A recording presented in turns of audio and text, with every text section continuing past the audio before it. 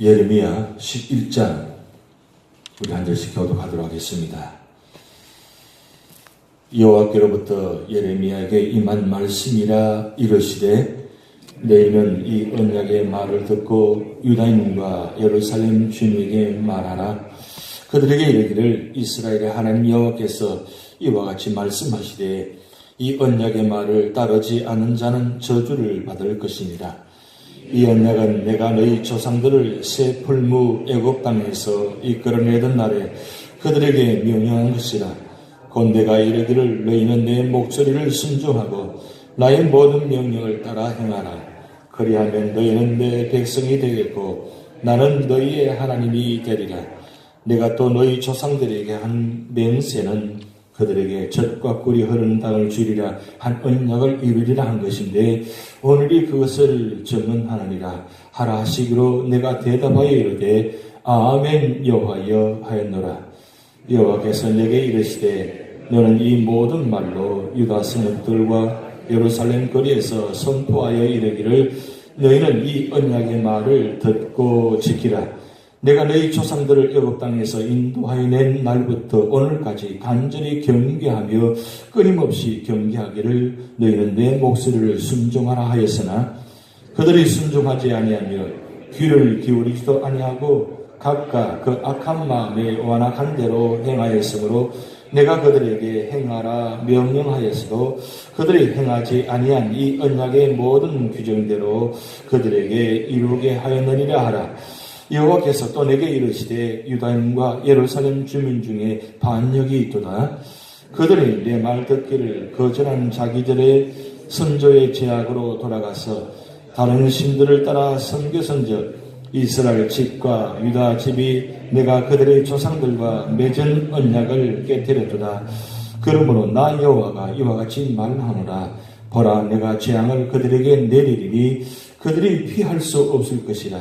그들이 내게 부르짖을지라도 내가 듣지 아니할 것인즉 유다 성읍들과 예루살렘 주민이 그 분향하는 신들에게 가서 부르짖을지라도 그 신들이 그 고난 가운데에서 절대로 그들을 구원하지 못하리라. 유다야, 내 신들이 내 성읍의 수와 같도다. 너희가 예루살렘 거리 수대로 그 수치스러운 물건의 제단 곧 바알에게 분향하는 제단을 쌓았도다. 그러므로 너는 이 백성을 위하여 기도하지 말라. 그들을 위하여 부르짖거나 구하지 말라. 그들이 그 고난으로 말미암아 내게 부르짖을 때에 내가 그들에게서 듣지 아니하리라. 나의 사랑하는 자가 많은 악한 업무를 꾸미더니 나의 집에서 무엇을 하려느냐? 거룩한 제물 고기로 내 재단을 피할 수 있겠느냐? 그때 내가 기뻐하겠느냐? 여호와께서는 너의 이름을 일컬어 좋은 열매 맺는 아름다운 푸른 감람나무라 하였으나 큰 소동 중에 그 위에 불을 피웠고 그 가지는 꺾였도다. 바알에게 분향함으로 나의 노여움을 일으킨 이스라엘 집과 유다 집의 악으로 말미암아 그를 심은 만군의 여호와께서 그에게 재앙을 선언하시느니라. 여호와께서 내게 알게 하셨으므로 내가 그것을 알았나이다. 그때에 주께서는 그들의 행위를 내게 보이셨나이다. 나는 끌려서 도살당하려 가는 순한 어린 양과 같으므로 그들이 나를 해하려고 꾀하기를 우리가 그 나무와 열매를 함께 박멸하자. 그를 살아있는 자의 땅에서 끊어서 그 이름을 다시 기억되지 못하게 하자 함을 내가 알지 못하였나이다. 공의로 판단하시며 사람의 마음을 감찰하시는 만군의 여호와여, 나의 원통함을 주께 아뢰었사오니 그들에게 대한 주의 보복을 내가 보리이다 하였더니 여호와께서 아나돗 사람들에 대하여 이와 같이 말씀하시되 그들이 내 생명을 빼앗으려고 찾아 이르기를 너는 여호와의 이름으로 예언하지 말라. 두렵건대 우리 손에 죽을까 하노라 하도다. 그러므로 만군의 여호와께서 이와 같이 말씀하십니다. 보라, 내가 그들을 벌하리니 청년들은 칼에 죽으며 자녀들은 기근에 죽고 합독하시겠습니다. 남는 자가 없으리라. 내가 아나도 사람에게 재앙을 내리니 곧 그들을 벌할 해애니라. 아멘. 예레미야 2장부터 25장까지 하나님께서 예레미야를 통해서 12편을 설교하게 하셨습니다. 그래서 오늘 11장, 12장은 네 번째 설교입니다. 네 번째 설교에 중요한 한 단어가 계속해서 나옵니다. 그래서 언약이라는 단어입니다. 이 언약이라는 단어가 히브리어로 바라라는 말입니다. 바라. 이것은 자르다는 뜻입니다. 자른다. 바라, 자른다. 하나님께서 이스라엘 백성과 언약을 맺을 때 자르는 의식을 행하셨습니다. 그 첫 번째 모습이 바로 창세기 15장에 횃불 언약이 나옵니다. 한번 찾아보시겠습니다. 아침에 죄송하지만 한번 찾아서 확인하는 것이 중요할 것 같아서 창세기 15장 9절부터 11절까지 같이 읽도록 하겠습니다.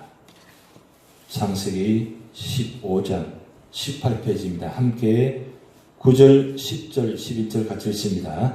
여호와께서 그에게 이르시되 나를 위하여 3년 된 암소와 3년 된 암염소와 3년 된 숫양과 산비둘기와 칡비둘기 새끼를 가져올지니라. 아브라함이 그 모든 썰을 가져다가 그 중간을 쪼개고 그 쪼갠 것을 마주 대하여 놓고 그 새는 쪼개지 아니하였으며 솔기가 그 사체 위에 내릴 때는 아브라함이 쫓았더라. 자, 17절 같이 있습니다. 해가 져서 어두울 때 연기 나는 화로가 보이며 타는 횃불이 쪼갠 고기 사이로 지나더라. 하나님께서 아브라함과 언약을 맺었는데 이게 횃불 언약입니다. 이걸 한마디로 말하면 자기 저주 의식입니다. 그때 당시에 일반적으로 사람과 사람 사이에 언약을 맺었는데 언약을 맺을 때 반드시 고기를 잡아서 반을 잘랐습니다. 반을 자르고 난 다음에 그 언약을 맺은 사람들 그 고기 자른 사이로 지나갑니다. 왜 고기 자른 사이로 지나가느냐? 만약에 이 의식을 약속을 하고 언약을 맺었는데 만약 의식을 파기한다든가 만약에 취소하게 되면 죽임을 당한다. 그 정도로 굉장히 의식을 치른 겁니다. 서로 간에 이건 약속입니다. 약속이 죽음의 약속 의식이. 그래서 한마디로 하면 자기 저주 의식이라고 일반적으로 이야기합니다. 그 정도로 일반적으로 그때 당시에 그렇게 의식을 행했습니다. 한 번 약속하면 끝까지 지키는다는 뜻입니다. 근데 그 약속을 지키지 않으면 죽임을 당한다. 그런 의미가 있습니다. 그런데 하나님께서 아브라함과 이 약속을 맺는데 그 약속을 지켰어요. 무슨 말씀입니까? 하나님께서 이 아브라함과 언약을 맺을 때 이 약속은 반드시 지키신다. 그런 의미입니다. 그런데 하나님께서 출애굽하시면서 430년 동안 그 땅에 살게 하는 그들을 이제 출애굽시키십니다. 그러면서 시내산에 옮기시는데 시내산에서 다시 한번 이 언약을 치르십니다. 우리 출애굽기 24장 찾아보시겠습니다. 출애굽기 24장 3절에서 8절 말씀입니다. 출애굽기 24장 3절에서 8절 우리 천천히 같이 우리 합독하시겠습니다. 시작. 모세가 와서 여호와의 모든 말씀과 그의 모든 율례를 백성에게 전하며 그들이 한 소리로 응답하여 이르되 여호와께서 말씀하신 모든 것을 우리가 준행하리이다. 모세가 여호와의 모든 말씀을 기록하고 이른 아침에 일어나 산 아래에 제단을 쌓고 이스라엘 12지파대로 12기둥을 세우고 이스라엘 자손의 청년들을 보내어 여호와께 소로 번제와 화목제를 드리게 하고 모세가 피를 가지고 반은 여러 양푼에 담고 반은 제단에 뿌리고 언약서를 가져다가 백성에게 낭독하여 듣게 하니 그들이 이르되 여호와의 모든 말씀을 우리가 준행하리이다. 모세가 그 피를 가지고 백성에게 뿌리며 이르되 이는 여호와께서 이 모든 말씀에 대하여 너희와 세우신 언약의 비니라.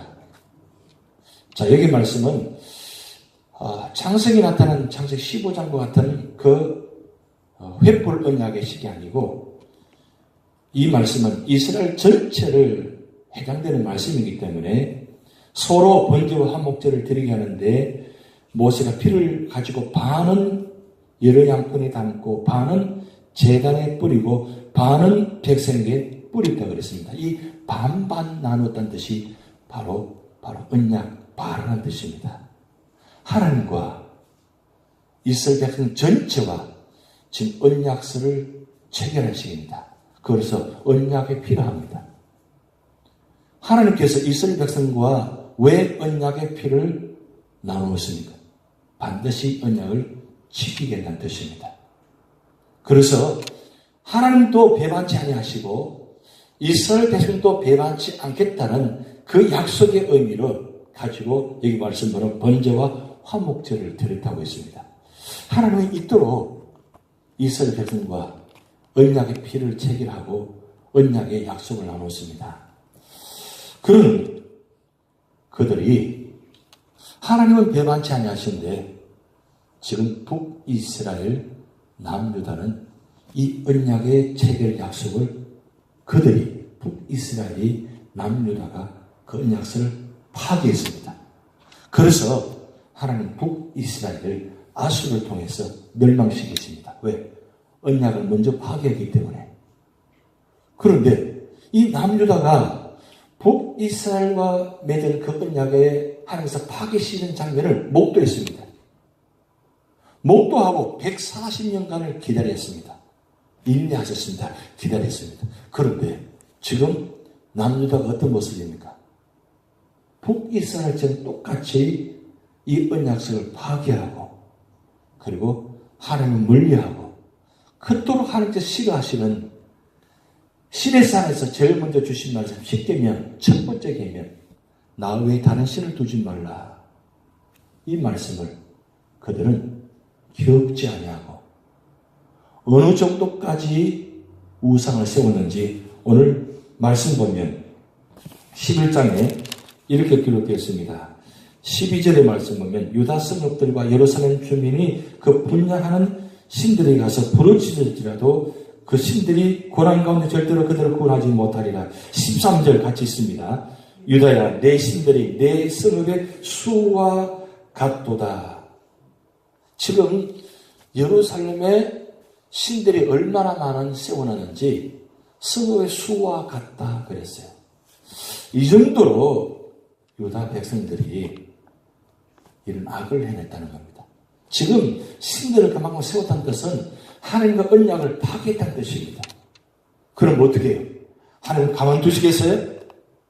가만두시지 않습니다. 그래서 심판하시기 전에, 징계하시기 전에 선지자를 보내셔가지고 미리 징계의 말씀을 미리 예언케 하십니다. 선포하십니다. 그래도 그들이 돌아오지 않습니다. 그러니까 하나님께서 14절에 이렇게 말씀 기록도 합니다. 그러므로 너는 이 백성을 위해 기도하지 말라. 그들 위해 부르짖거나 구하지 말라. 그들이 그 고난을 말미암아 내게 부르짖을 때 내가 그들에게 듣지 아니하리라. 지금 예레미야 선지자가 하나님 말씀 대언기 위해서 세웠습니다. 그런데 예레미야 선지자가 같은 동족의 유대 백성들 바라보니까 너무 기가 막힙니다. 그래서 눈물을 흘리면서 그들을 선포합니다. 그러면서 하나님 이 백성을 구원해 주시옵소서 그렇게 눈물로 기도합니다. 그런데 하나님께서 뭐라고 말씀합니까? 기도하지 말라. 내가 그 기도를 듣지 않겠다. 그리고 혹여 그 남은 자 중에서 유다 백성들이 기도할지라도 내가 듣지 않겠다. 이 정말 엄청난 말씀입니다. 만약 여러분 우리가 기도하는데 하나님께서 듣지 아니하신다면 얼마나 허망합니까? 여러분 이 아침에 오늘 아침에 나온 이유가 무엇입니까? 하나님은 내 기도를 들으신다. 그 믿음 때문에 나오시잖아요. 그런데 하나님께서 내 기도를 듣지 않으신다면 어떻게 될까요? 여러분이 하는 일이 얼마나 어리석은 일이 됩니까? 이 아침 피곤한 몸인데 그래도 나와서 기도하는데 하나님 내 기도 들으셔야 한다.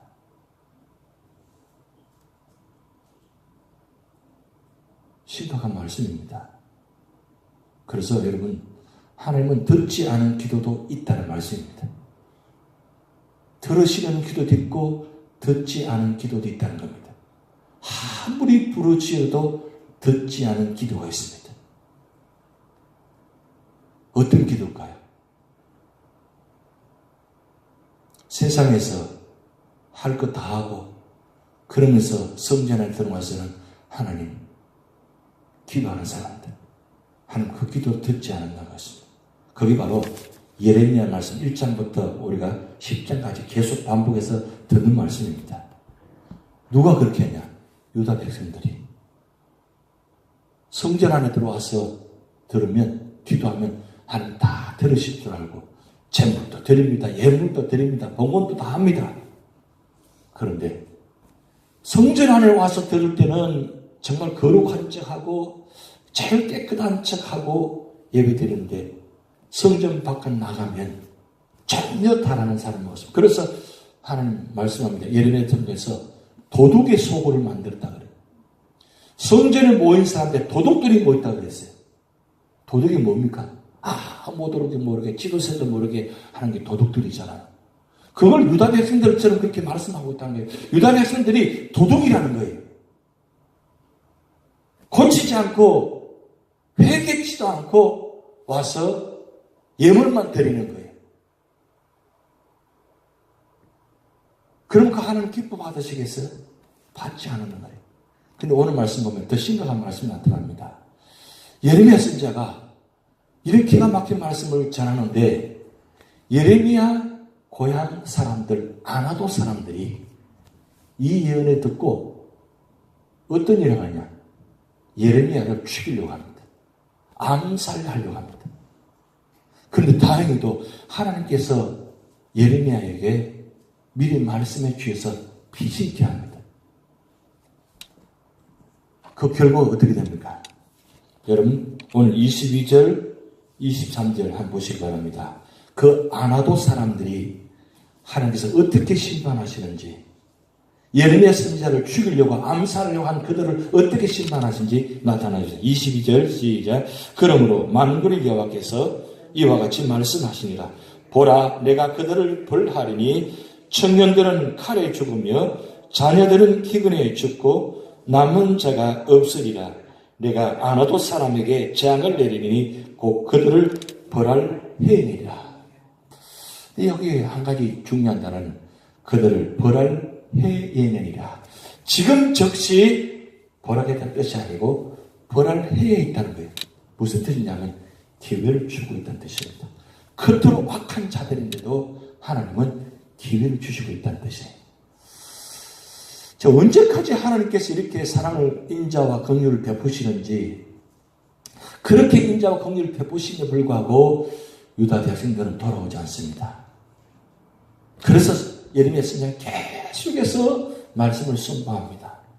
결론적으로 말씀드리면 그렇게 예레미야 선지자를 통해서 말씀을 전하는데 그 말씀 전하는 자를 해하려고 죽이려고 그렇게 함에도 불구하고 그렇게 기다려주신 하나님, 그런데 결국 어떻게 되었습니까? 그들은 결국 돌아오지 않고 결국 유다도 이 바벨을 통해서 하나님을 징계하십니다. 제가 제 책상에는 이 성경 구절, 매일 성경 구절 하는 그 두 가지가 있습니다.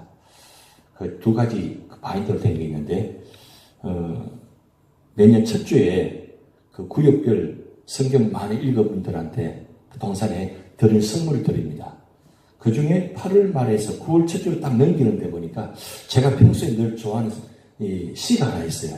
그 무슨 시냐면 윤동주의 서시예요. 윤동주 서시. 여러분 아시는 서시입니다. 죽는 날까지 하늘을 오르러 한전 부끄럼 높기를 잎새 이는 바람에도 나는 괴로웠다. 별을 노래하는 마음으로 모든 죽음 가는 것을 사랑해야지. 그리고 나한테 주어진 길을 걸어가야겠다. 오늘 밤에도 별이 바람에 스치운다. 저는 이 윤동주 서시를 굉장히 좋아합니다. 왜냐하면 첫째 시하는데 죽는 날까지 하늘을 오르러 한점 부끄럼 없기를. 저는 이 내용 보면서 하나님 앞에서 하나님 부르심 받을 때까지 한 점 부끄러움없는 신앙이 되자. 우리 모든 성도들이 주님 부르시는 그날까지 한 점 부끄러움 없는 신앙, 그런 신앙의 소유가 되시기 바랍니다. 겉으로 드러난 신앙보다도 하나님 보시기에 하나님 외모를 보시 않고 중심을 보신다고 했습니다. 우리에게 마지막 남은 생애 동안 정말 부끄러운 신앙으로 살아갈 때 하나님은 그 남은 자, 그 믿음의 사람을 통해서 축복하십니다. 말로만 아니라 겉으로 드러난 폼이 아니라 진짜 믿음의 성도, 진짜 신앙이. 그래서 유저지 연합 장로교에 속한 모든 성도들이 정말 이런 믿음의 신앙이 될 때 하나님은 우리 교회를 통해서 이 마지막 때 놀라운 구원의 역사가 나타날 줄 믿습니다. 다 준비하시겠습니다. 하늘 계신 우리 아버지, 이름이 거룩히 여김을 받으시오며 나라의 마옵시며 뜻이 하늘에서 이룬 것 같이 땅에서 이루어지이다. 오늘날 우리에게 일용할 양식을 주옵시고 우리가 우리에게 죄전자를 사하여 준 것 같이 우리 죄를 사하여 주옵시고 우리를 시험에 들게 하지 마옵시고 다만 악에서 구하옵소서. 대개 나라와 권세와 영광이 아버지께 영원히 이사옵나이다. 아멘.